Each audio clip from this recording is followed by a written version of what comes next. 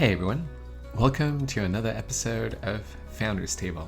This podcast is focused on conversations with current founders to deconstruct their lessons and tactics in order to help you build your own startup. If you like this podcast, don't forget to rate and subscribe in your podcast app. This will keep you up to date on latest episodes, as well as help others find out about the show.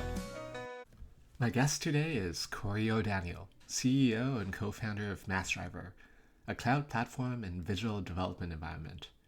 Massdriver aims to simplify cloud infrastructure management and DevOps, allowing engineering teams to focus on building products rather than managing complex cloud operations.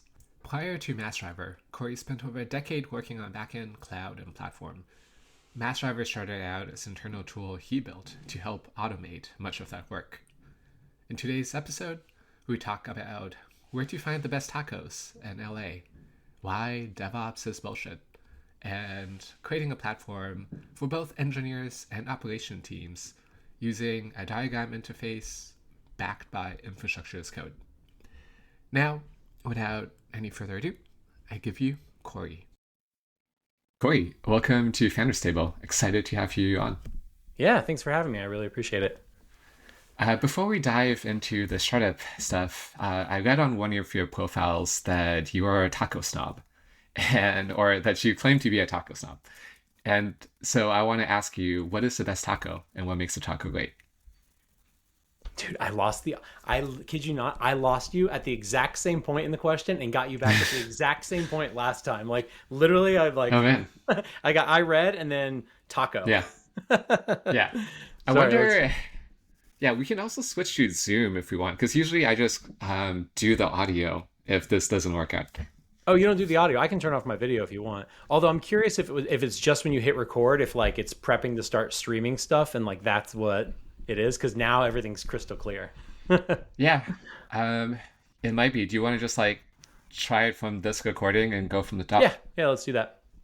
Okay. All right, take 3. Cory, welcome to Founders Table. Excited to have you on. Thanks, I appreciate it.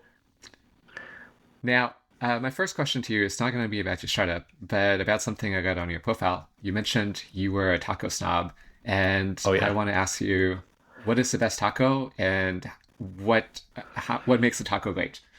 Ooh, I think, okay, so I have Los Angeles bias, and so what that means is there's really good tacos here. There's better tacos for sure in Mexico City, but there's a really good spot down the road from my house, and it's the best that I've had in Southern California that I haven't made, and it's at this place called Cacao Mexicatessen, and I think it's technically in Eagle Rock, and they just have they have 2 things that are pretty good. They have a carne asada taco that's just real classic, some chopped white onions, a little cilantro. That's about it. But it is some of the best carne asada I've had on a taco ever. And then their mole is delicious. So I've got 2 sides to me. I'm carne asada and I'm looking for mole. But yeah, I think keeping it classic is like the flavor profile I'm looking for. And I love a good just grilled. Not to be Mark Zuckerberg, but grilled meats. I like to smoke meats myself. So like whenever I have a really good carne asada, when I make it at home or have it outside the house, like that is one of my happy spots. Yeah, that sounds delicious. If you go full hog, it's like also like hunting for the meat. I wish, but no, that's not me. I do partake in a little archery, but not enough that I would be confident shooting an animal with it. Yeah, I'm with you there. But I guess now, going into your background, I'm curious, what made you decide to start your own company? Yeah, that's a funny one, because if you would have grabbed me about 4 years ago and been like, you work at a startup again, I would have been like, no friggin' way. And if you would have been like, you're going to be the founder of that startup, I would have been like, you're absolutely frigging insane. So like what did it, I've seen this like same problem over and over again throughout my career. I've been in operations, like networks, like data center, like network operations since like the beginning of my career. I worked in a data center in the late 90s, early 2000s. And then as like the cloud kind of came into existence, and I was working in companies where like, they're starting to use AWS, they've got a developer team, they have an operations team. Like this is still pre the word DevOps even existing. Like seeing that kind of struggle between those two teams here, it's like seeing the DevOps movement happen. I'm gonna throw that in air quotes because I know not everybody can see it. It didn't really happen. We're kind of in the same spot we were 20 years ago for many companies. But I kept seeing that company after company after company. It's like you get into organizations, they have a ton of engineers, they put a bunch of money and budget behind the engineering team, and then the operations team, particularly when you get to the cloud, like is running on fumes. Like they got a couple of bucks here and there, right? You're always outnumbered 1 to 20 or something. And I saw this in a lot of startups, and it's like, okay, yeah, startups are, there's not a lot of value add, and more air quotes, on an operations person at a startup. But if I can pay somebody to build features and accelerate my product, then I can make money, right? Makes sense. Then I started working for bigger companies. So I became a consultant with Google. I was doing professional services, essentially helping people do like Kubernetes rollouts and terraforming infrastructure on GCP for these large scale cloud migrations. And that's where I started to see it like again in a different way. I was meeting these engineers that had been in data centers for 20, 30 years. They know everything about, Cisco switches and Linux administration and racking stuff and, have cable management skills that you would not believe. But now they're in the cloud. And so 20 years of experience kind of gone, they're a junior Terraform engineer, right? And so like all of a sudden they're just in this like new world where they're like, I don't understand all this stuff. And like, my skills don't necessarily directly apply. Maybe if you're baking an AMI, sure, but like, managing a bunch of infrastructure through APIs wasn't their wheelhouse, especially if they weren't an operations engineer that wrote software, right? And so like that was interesting to me. I'm at Google, I'm seeing that. And then I went on to join another organization called The Real Real. And this was me like, I'm going to go work for, a big public company, tons of engineers. And they had the same problem. I get in there, there's like 150 engineers. There was, I think, 2 people on the ops team at that time. I was the principal architect. So we brought in a few more ops people, but like we could never get that budget to get to really good DevOps. And the operations team was just drowning in debt. Like day one, they walked in, there was 7 years of this business existing with debt and like no operations or cloud experience. And so like, they're trying to rise the tide. The rest of these engineers are floating in, but like they're 3 feet underwater, just trying to catch up on debt from 4 or 5 years ago. And so that's when it all started to kind of coalesce that like this lack of operations experience, particularly in the cloud, is pretty pervasive. But we have this weird like echo chamber bias when you work in the cloud where it's like, oh, everybody's here, everybody's doing it, like everybody's doing this stuff. And then you start looking at reports and it's like, oh, state of CD report says like 27% of orgs use infrastructure as code. It's like, what do the other 73% do? Use AI? No, they click around in the AWS console, right? And so it became very obvious that like there was a problem here. So we actually started working on like a different idea. We were just kind of working on it on the side. And then Massdriver was something that I built years ago without a UI. And it's just how I've managed all of my personal projects. And so when we went to like deploy our thing for the first time that we were working on, I showed my co-founder this Massdriver tool that I had, and he was like the stuff that we're seeing at work, like the stuff that you've seen your whole life, like this can solve that problem. And so that was when we were like, holy shit, like, we were like, oh, like we might have a business here. And so, we started working on that full time, nights and weekends full time. And then, July or August 2021, I was like, I think this thing's got legs. And so quit my job and started, begging VCs for money. I have a lot of questions in what you just said, but one is, when you, at what point did you reach the threshold of this thing has gotten legs and we are actually going to ask for money now? What was it a certain feature set, capability? But yeah, how did you class that? Massdriver was running in Massdriver. That was it. So like we were using it to manage itself, not like we were using a smaller version to manage like the product everybody else uses. Like it was managing itself. And so it got to the point where it was just like, we're writing code, like we need to do something, like a couple of clicks later, like we have cloud infrastructure with like, IAC, we got parity, our compliance is all kind of in place. And so like that's when it was like, okay, like we're running a pretty complicated system. Like Massdriver, even in its early days, was using like 20 something AWS services and Kubernetes, right? And it's able to manage itself. And like the team was just kind of like, oh, like it's like I would log on to like build something. I would open up our dashboard. So if people aren't familiar, Massdriver is a visual tool. You diagram your infrastructure. But it's all real infrastructure as code behind the scenes.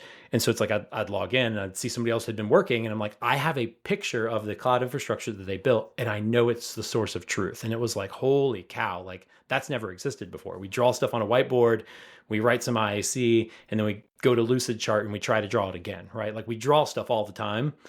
But then we write code in the middle and none of our pictures look like the code. And like when we started seeing it, we're like, holy cow, we're managing this thing with itself. And we're looking at it, and that's actually what we have in production. Like that was this magic moment where we're like, this is a thing.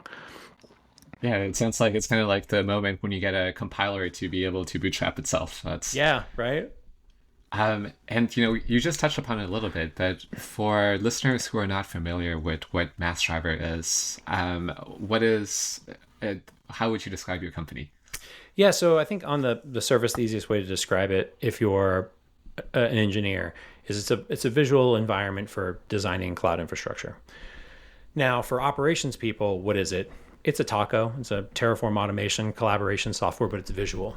And so the idea is pretty straightforward. Your operations engineers and your engineers, like they both need to kind of work on cloud infrastructure, but there's like a subset of that it's the configuration that's very specific to operations engineers, and there's stuff that's very specific to your engineering team, right? So like let's look at like Postgres, for example. As an engineer, I care about my version of Postgres and I care about the extensions, and I care that it's up and fast. Now, up and fast, I don't care if it's in 3 zones or 4 zones or 2 zones or in 1 zone. I care that it's fast. But the operations team, who's in charge of stability, cares about, having those multiple zones, having auto-scaling readers to make sure it stays fast, right? And like that's the part that starts to get a little cumbersome, right? And so the way the product works is you design your Terraform modules or Ansible, Pulumi, whatever, as an operations engineer. And the variables that you expose, like we kind of change like the way you think about it a little. It's like instead of exposing all the variables so you can configure everything, you just expose what you want your developers to see. And then when you publish it into our registry, it creates a really nice form with documentation, drop downs, like you can actually constrain and validate your developers' inputs, right? And so it's giving your operations team that ability to focus on what they're good at, get the things that they don't care about into developers' hands, let developers get that self-service, but not put the onus on the developers to learn Terraform, to go read 8 white papers on AWS about how to secure and manage and observe, a Postgres instance. They get to think, oh, I need Postgres. I drag it on. I set version 16. I check off the I check off the extensions I need. Hit the deploy button. When I'm ready to go to production, I promote, and I'm right back to writing software. I didn't have to learn Terraform. I didn't have to learn anything about AWS. It very much felt like I was just kind of setting up Postgres in a pass. But everything about the platform is customized by your operations team's Terraform. So they don't have to go learn some obtuse TypeScript or some weird thing. They literally just write IAC, the stuff they're good at. And the platform kind of becomes this layer in between, like trying to constrain the surface area of the cloud. My mental model for Massdriver is essentially every org, when they get big enough, they eventually try to form what I guess nowadays is called a platform team. And it's, we have a way of building infrastructure. How do we standardize that and help developers self-serve that? And when I think of Massdriver, essentially you are able to facilitate that and by providing, developers with kind of these guardrails and like this diagramming interface, and then providing the ops people the actual, like having them be able to author the kind of best practices in Terraform and provide that to the developers. Is that a right way of thinking about it? Exactly. Yeah. Got it. So you published an article a while back about DevOps is bullshit. And I did. I think we also kind of mentioned this in the beginning.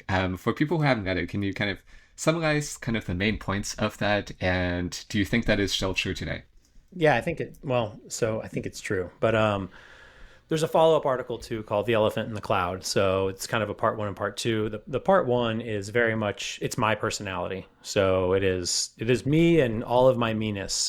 Just kind of just giving my opinion. As a Redditor put it, I sound like an angry teenager, but that's fine because whatever. The second article is me backing it up with numbers, and that was somebody at Microsoft had read the article and they invited us to write an article on the Microsoft blog. So that one's actually hosted on the Microsoft blog. And so, is DevOps bullshit? Yeah, it is. Is it important? Yeah, it is. Can it be both things at the same time? Yes, it can be very important and also be bullshit at the same time. So, like, how is it bullshit? Well, first off, no one can define it. There you go. No definition. I mean, sure, you could go ask, Patrick Dubois. He's got his opinion, but it doesn't matter. Like, we're all kind of calling it different things. I am a DevOps engineer. I'm on a DevOps team. We do DevOps. Like, we can't even agree on like how to do it. We hand wave a lot and say like, oh, it's all about culture. But I'm going to say, if you look at humans and the 200,000 years that we've been on the planet, a lot of our culture is centered around our tools. Right. And we always, a tool can't solve the problem. But it's like, you know what? We've been saying culture for 20 years. And guess what? Most of us are in the same spot we were 20 years ago. And people go, well, you are, I'm not. And it's like, well, no, we are, you aren't. Like, there's this bias where it's like, oh, I work in a big company. We've done it right. The problem is you haven't done it right. It's like, yeah, that's most people. You are an anomaly. And there's proof. Go look at the DORA report, the DevOps report. The report that all of us DevOps people love to read, and you get like page 1 and page 2, and you're like, yay, we're all doing it super good. Then you get to page 30, and it's like 50% of orgs still have a multi-day outage when they have an outage. 50% of orgs still deploy once a month. If we're trying to get to this like, Flickr level of deploying 10 times a day or whatever, it's like most of us are deploying once a month still. Like, we haven't gotten there. And when we deploy, we're afraid and stuff breaks. So, okay, if DevOps isn't bullshit, then why is the report that we all report back to and that we all kind of hail when it comes out saying that we all suck at it? Because most of us say that we suck at it, right? And so is it important to get right? It is, but the numbers aren't there to support it. And that's what kind of the second article is about. When you look at the second article, I start to break down the numbers. So if you look at and this is important, like numbers are numbers, I'm looking at aggregates here, but I'm taking a bunch of different reports and trying to cross-reference them. So when you look at the state of continuous delivery report, less than 30% of companies do infrastructure as code. Is infrastructure as code DevOps? Yeah, a bit. We have this stuff in the cloud. Some portion of it's your application, some portion of it's your infrastructure. Even your application's starting to be a little bit composed of cloud now. I'm using event buses managed by the cloud. I'm using AI services managed by the cloud. It's not just the way that we run our stuff now. It is our software as well, right? And so having this experience is very important. It needs to be pervasive like throughout your team because there's a lot of touch points in the cloud, right? So when you look at the numbers, people aren't doing infrastructure as code. It's like, okay, well, then how are they managing their infrastructure? And it's like, well, they're clicking it. That's the answer. Okay, well, if people are clicking it, then you're not really automating.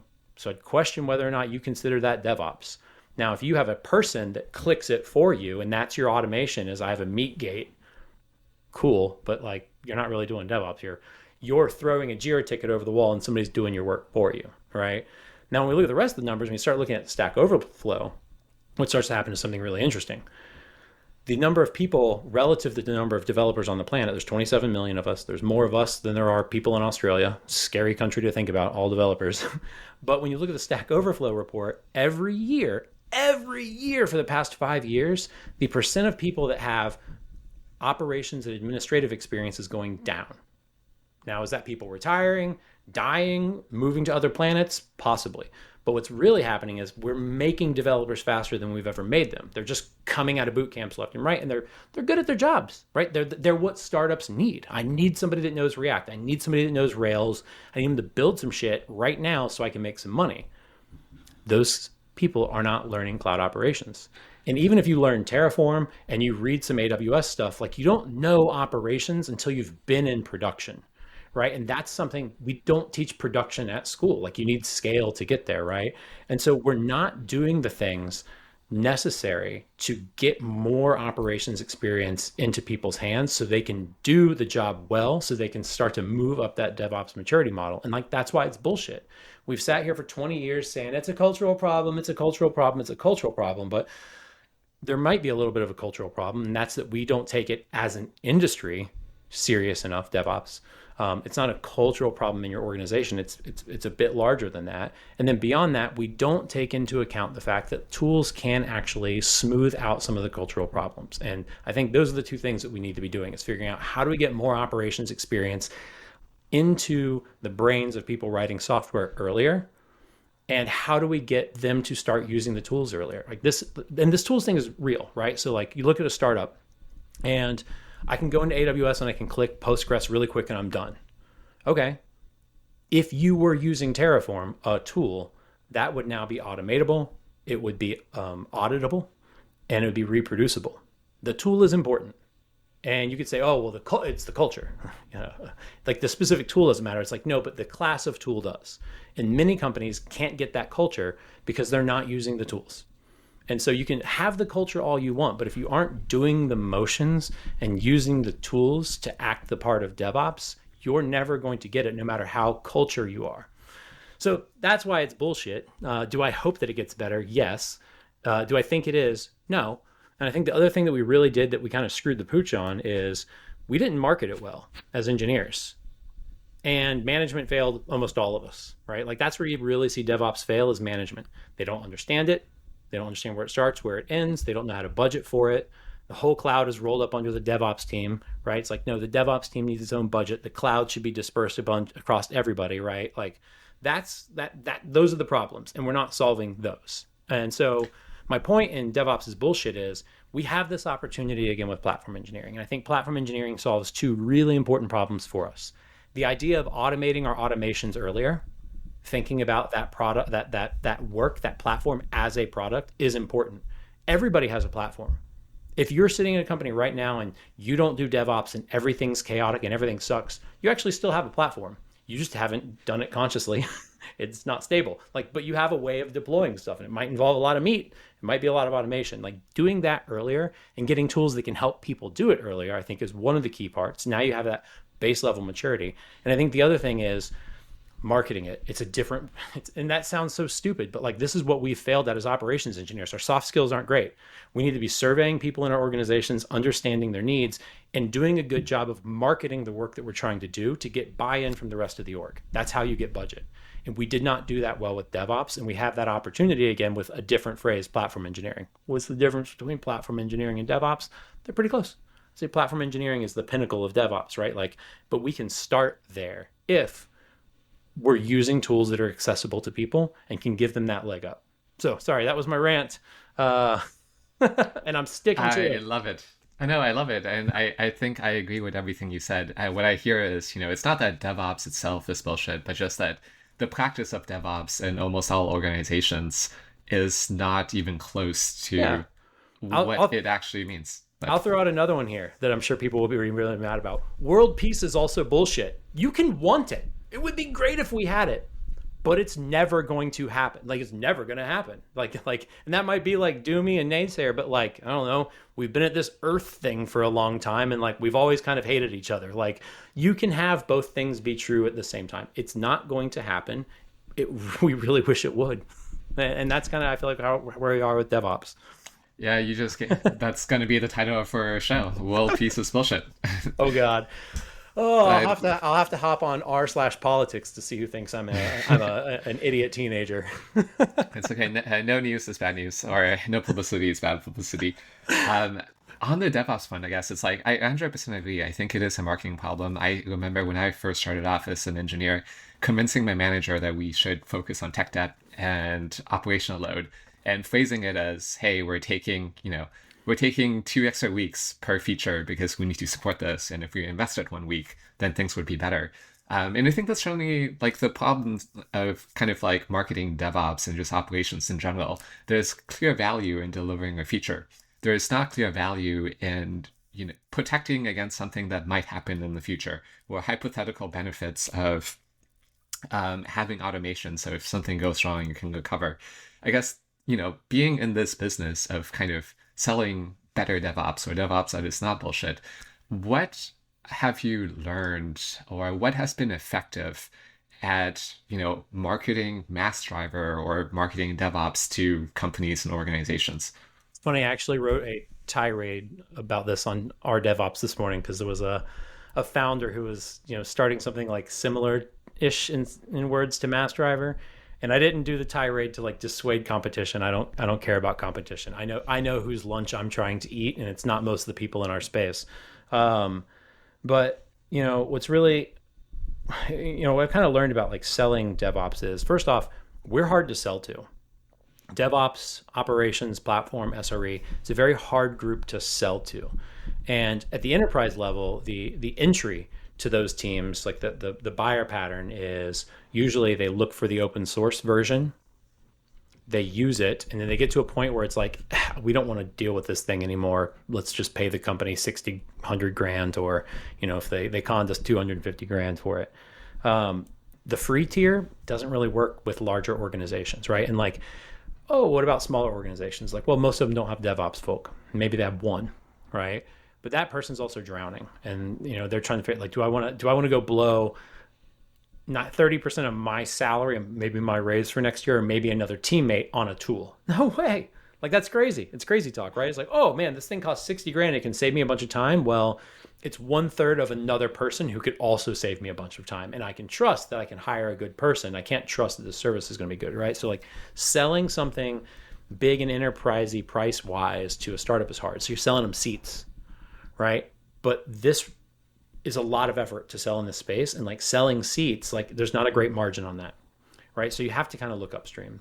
But then looking upstream, it's very hard to sell there too. Again, like they're looking for the free thing. So if you don't have that open source path to them, it's very hard. Now you can look at some of our competition. I won't say their names because I'm friends with most. It's funny, I'm friends with a lot of our competition. We started, we're all kind of behind Open Tofu together, but they have a lot of people in this space have an interesting, and Massdriver as well to, in a small amount, have an interesting go-to-market. And that is that all these IAC tools are open source and we're just the way of running it, right? And so when you start thinking about that, it's like, that's kind of a cheat code, right? Now that can blow up in your face. The company that owns it can change the licensing on it, and now you have to go, right? So like we're like, oh, we found the cheat code. Like we just make a better way of running this thing, and that's great, and people will buy it.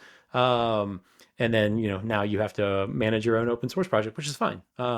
So like what I've learned is very, very hard to sell into this space, and a lot of times, like particularly as a startup, your VCs and YC and every advisor and everybody you ask for their opinion is going to say, you got to find that hair on fire problem.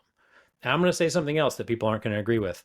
DevOps people don't have a hair on fire problem. They don't. They're not looking around saying, holy shit, what can I throw 100 grand at today to make it go away? They have 100 hair on fire problems going on around them all the time.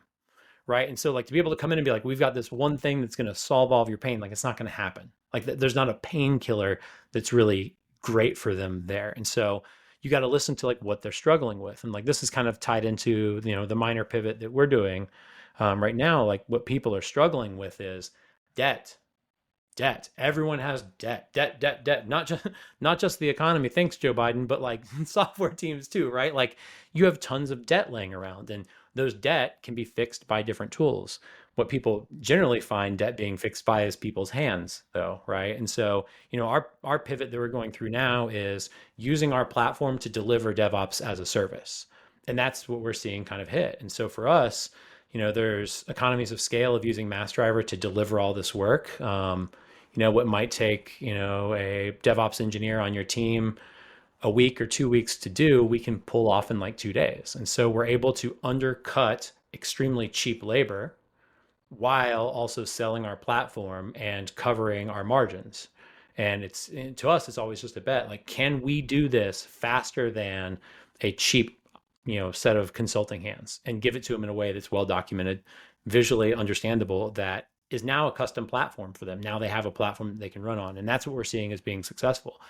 Now, can everybody go and do that? I don't think so. Like the catch there is like if everybody does DevOps as a service, how are you going to deliver it, right? And we've from the beginning have been focusing on a tool that makes it really easy for us to deliver infrastructure into people's hands in a way that they can understand. And so we've kind of accidentally set ourselves up for success. And the thing that sucks for us is we knew this early on. It was how we closed all of our big customers early on. And then VCs pushed us away from it. They're like, you can't do any services. If you're doing services, you're not going to scale to $1 billion. Well, guess what? That's bullshit. Everybody's doing professional services. You start talking to people in the DevOps place, everyone's doing professional services. The catch is can they get margin on it?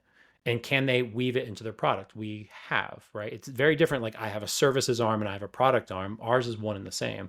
And there's companies that are successful with this. If you look at the S1 from HashiCorp, like 70% of the company's profit was in professional services. Like everyone's doing professional services, but VCs will tell you not to do it. And the thing that sucks is like it takes a lot of your time, but it can be also the thing that like saves your ass or gives you enough runway to build the product originally, right? So I think it's gonna be hard for a lot of people to kind of copy us there unless they've got a really good platform as well for delivery. But that's it, man. It's hard to sell into. They don't answer emails. Stop. No one's reading your email. Just stop sending them. You might use AI to personalize it. Guess what? People know that it's AI personalizing it and they're not going to open it. You might personally personalize it. Now you've just wasted a lot of time for somebody not to open it. I actually did a survey on LinkedIn a few weeks ago. I was like, you get a really good personalized email. What do you do? And I gave 3 options and it was like less than 10% of people were like, I read it. It's just like, so you got to get these people where they are and hear their problem, right? And so this is where it starts to get expensive and problematic. How do we do that? Every Wednesday, we do a 1-hour webinar on different topics. That's where we get customers. They show up to the webinar. They go, wow, these people understand this problem that I'm trying to, oh, they also have a product and they can help me reduce some of my debt. Great. We meet them at conferences, dropping 30 to 90 grand, right? So and it just sucks, but that's where people are with their problems in hand, right? They're not sitting there staring at their email thinking, what can I buy today? They're looking at their email thinking, holy shit, another Datadog alert and 10 idiots trying to sell me stuff. Archive, get back to work, right? And so finding those people where they're at and actually hearing their problem, I think is one of the key things. And but that's the hard part. And that's the go-to-market magic is just thrifting through that over and over and over again. Yeah. So much of what you said resonates. Yes. You mentioned DevOps, not having one problem, but hundreds of problems. It's like the cartoon dogs surrounded by fire. It's death by 100, not even paper cuts, but like machetes or like chainsaws. Yeah. And in terms of engineers, like, yeah, it is hard to sell to engineers. Our first company was a developer tools product. Even if you can sell to engineers, it's even harder to get them to pay for things.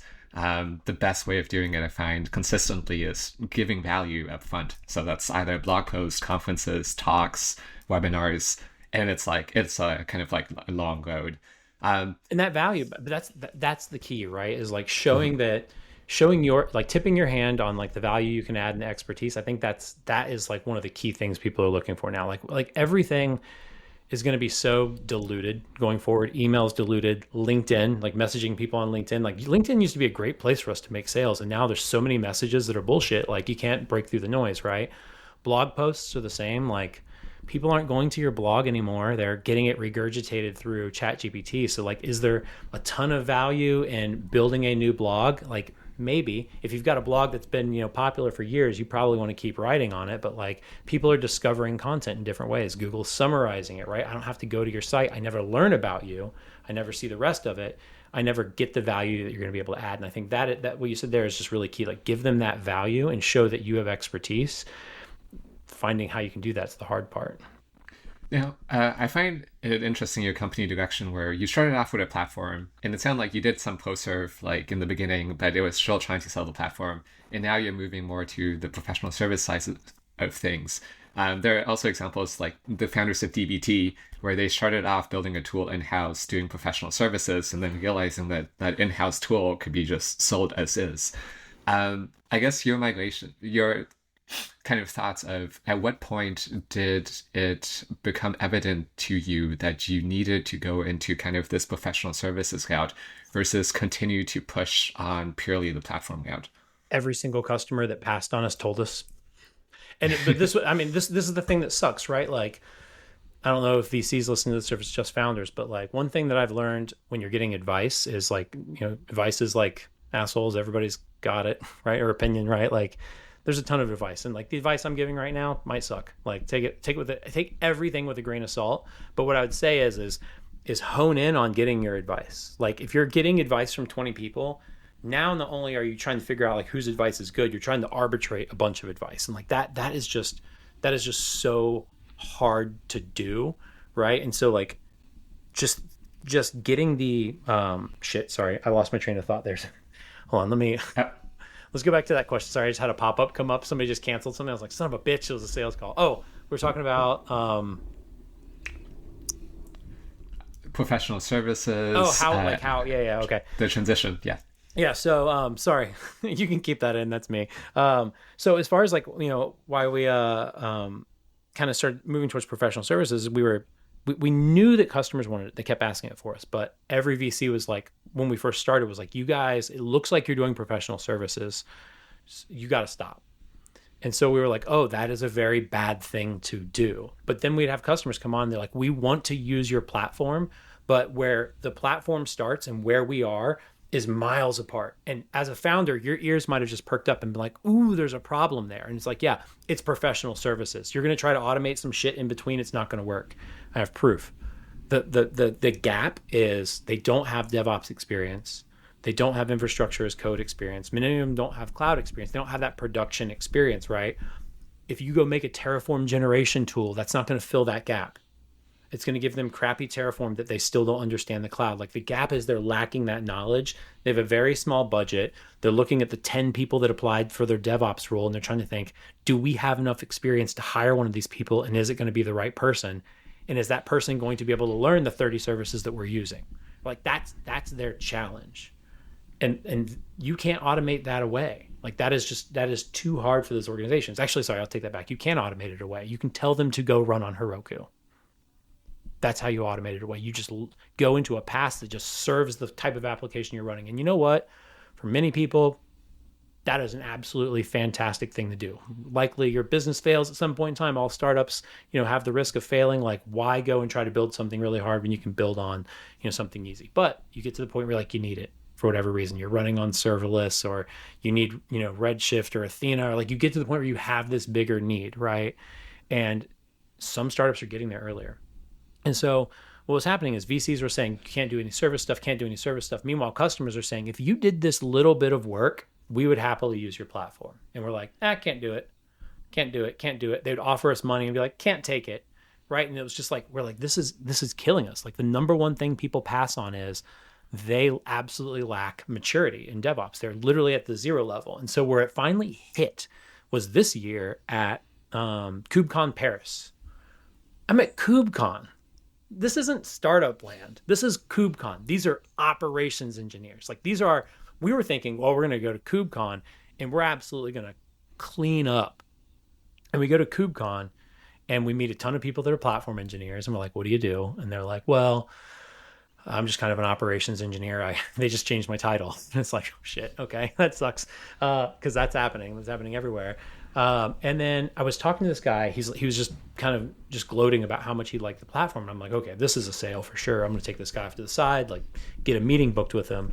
And so I'm like, yes, like what would it take for your organization to get on? Like happy to do like a free multi-month pilot, like while you're getting up and running. This is one of the things we kind of found was working, like give it to people for free and kind of hold their hand just a little bit, but not enough to like need to charge services.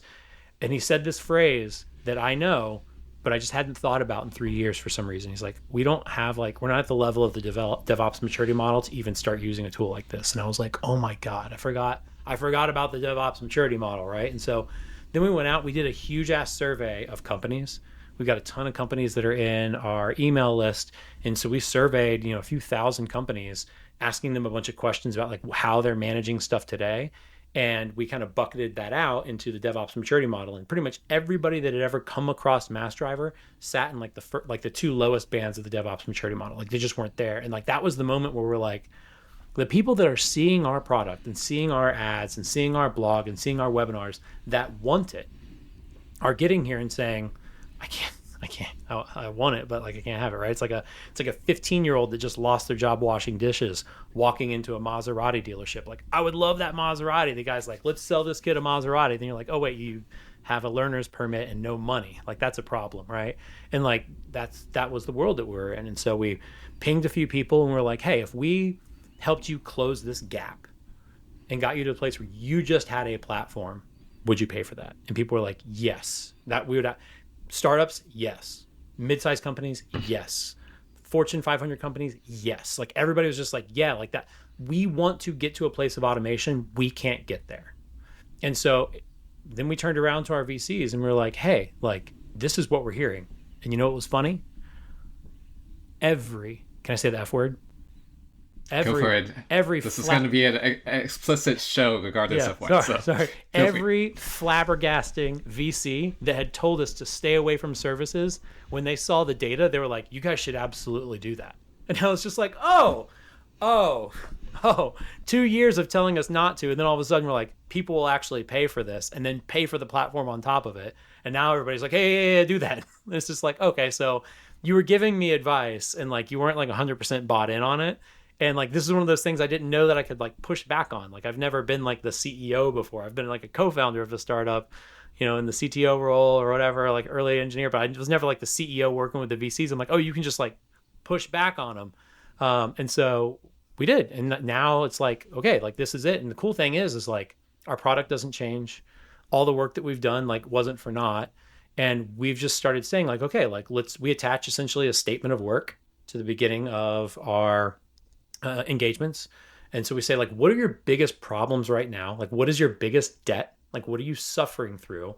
We're going to solve it, deliver it via the platform. And then your 1 or 2 ops people that you have are going to feel like 10. A lot of their debt's gone. You have this automation platform that's here now, right? Like, you've got infrastructure as code in place. Like, now those ops people can like be a 10x engineer. Ops people can be a 10x engineer if you get their head above water. It sounds like things are going really well, and it reminds me of like the watch out for everyone can give advice, like don't necessarily over-index on any particular one.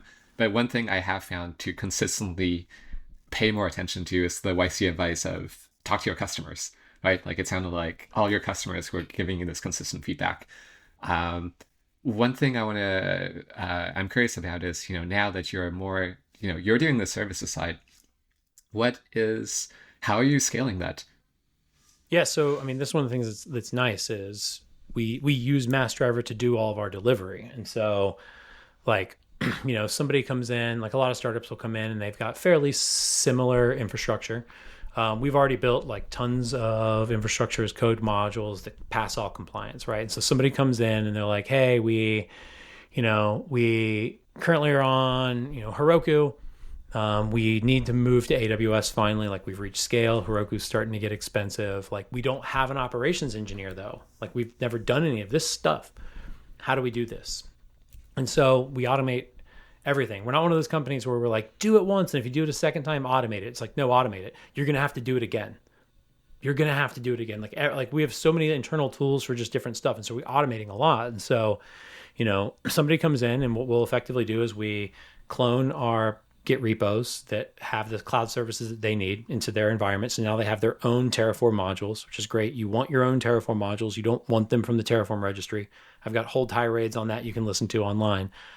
And they're passing compliance by default. So now they're in the cloud in a couple of minutes. They're in Massdriver. They literally just hit the deploy button. They can configure some stuff, but all the fields that don't make sense to them are hidden. And so now they can kind of just pick a preset, put in some stuff, and like now they've got infrastructure. They've got real infrastructure as code. They've got their CI/CD pipelines for all this infrastructure. And like that, which might take, a new ops person might take 30 days to build out all the IAC, deploy it, set up the CI/CD pipelines, get environment parity, get their applications tied to it and deploying, get everything compliant and secure. We do it in about 6 hours for like the average startup. But then there's the migration. I got to migrate my Postgres database, my Redis.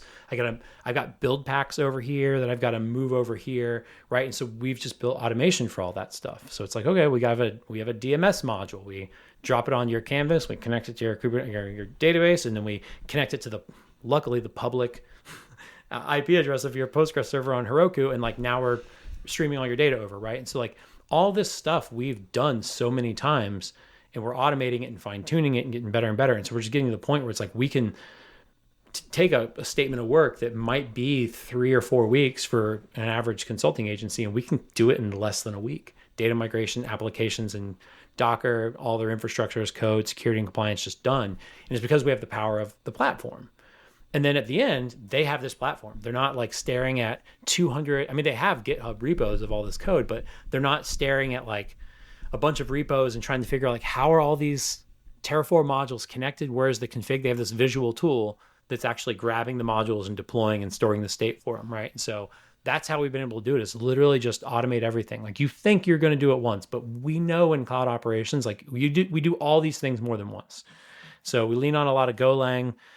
We write a lot of just like really small CLI tools that do maybe just one thing, and that's fine. Next time I need to do it, I got a CLI tool for it, and I just run it, and I'm like, it's done, great. And like from there, we start to back some stuff out into the platform. So we get to this point where things are very, very common.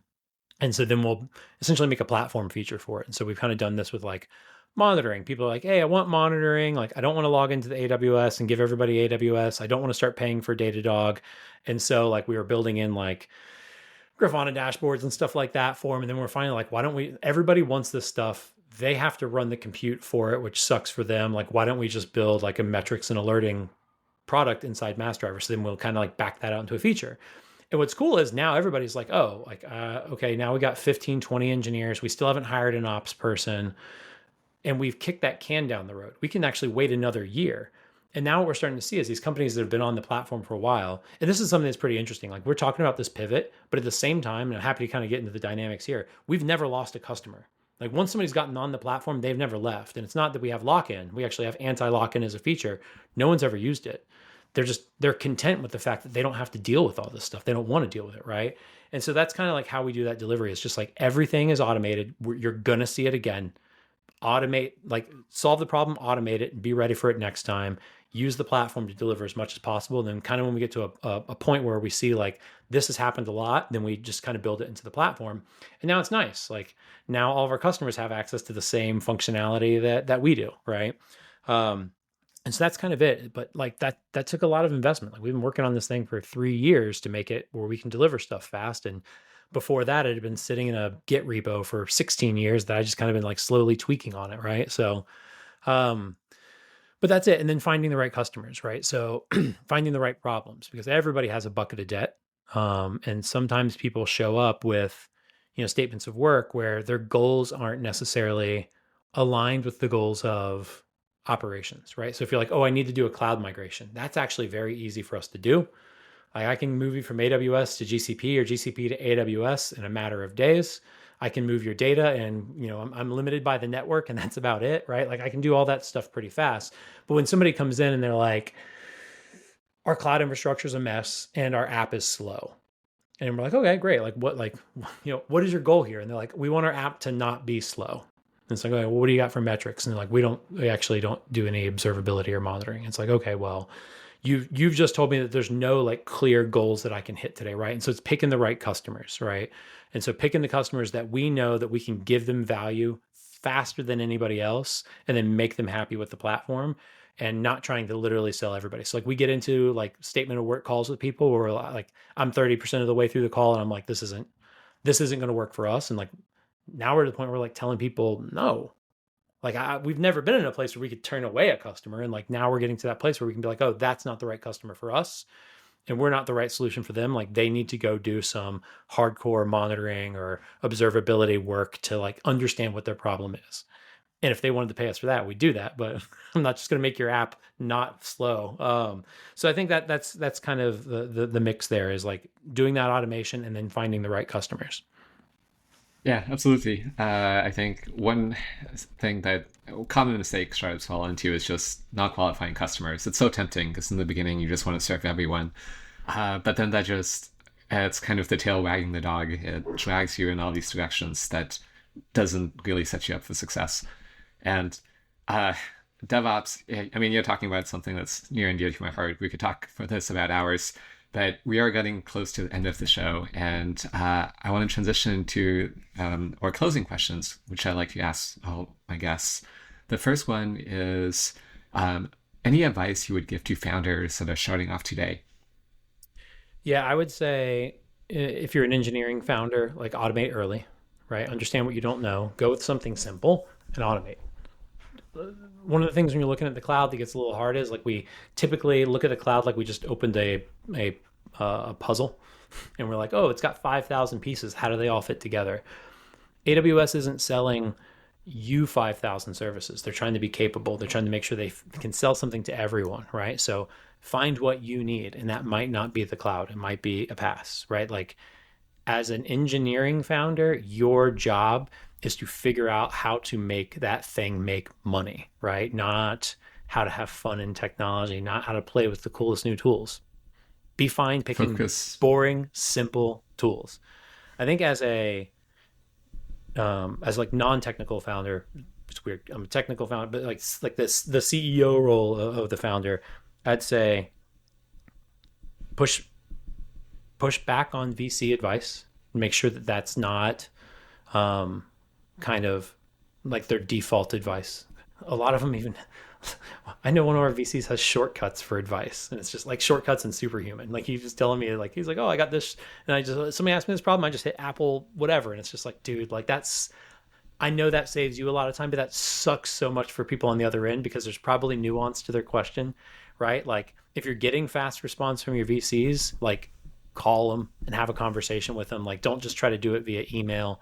I think you get to better places with your VCs when you do that, and like I don't know. I feel like, and I've said like a couple of negative things about VCs, but our VCs are great. Like it's the way in which I've processed their advice, which hasn't been great. And I hadn't worked with them before, so I just didn't know how to do it. Like we're in a remote world now where we feel like everything has to be async and via email, but like email's disposable. A phone call's not, right? So like if you have a VC that you can't call or won't let you, like find that out when you're raising money. Can I call you whenever?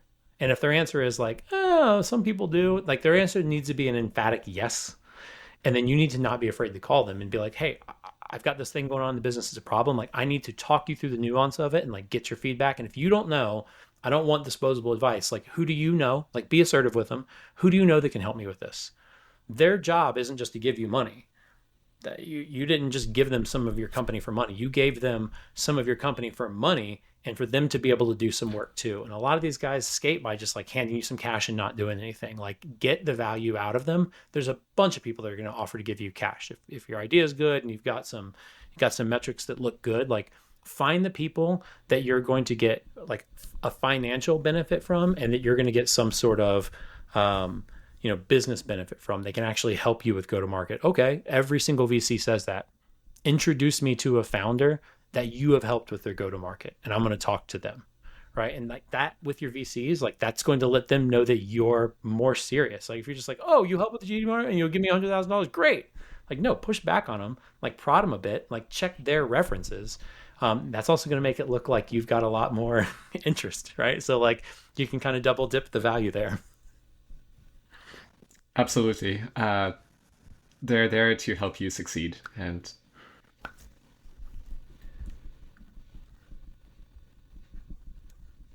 I think the audio cut off a little bit. Can you hear me? Yep, I got you. Okay, great.